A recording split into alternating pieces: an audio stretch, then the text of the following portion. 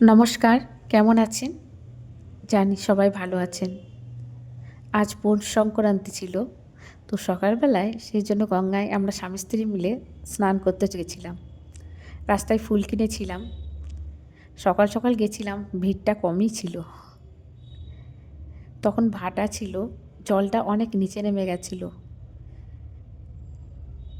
তারপরে স্নান টান করে নিজের ক্ষমতা মতো একটু কিছু দিয়ে মাদের, তারপর সেখান থেকে মন্দিরে যাই। মন্দিরে গিয়ে বাবা শিব ঠাকুরের মাথায় জল ঢালি। আজকে ভিড়টা কমই ছিল, যেহেতু খুব সকাল ছিল, আর আজকে একটু ঠান্ডাও পড়েছিল। এটা আমাদের কাছেরই গঙ্গার ঘাট। এই যে বাবার মন্দির। আমি বাড়িতে এসে তারপরে আমার ভোলা বাবাকে পুজো দিলাম।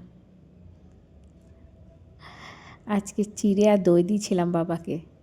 তারপর বাড়িতে আমি কয়েকজনকে খেতে বলেছিলাম। আজকে যেহেতু নিরামিষ, ডাল, ভাত, বাঁধাকপির ঝাল আর পনিরের তরকারি করেছিলাম। ওরা যখন খেতে বসেছিল তার সাথে বেগুনিও ছিল আর মিষ্টি ছিল। এইটুকুই খাওয়াতে পেরেছি আজ। দেখতে পাচ্ছ আমার গেস্টরা চলে এসেছে।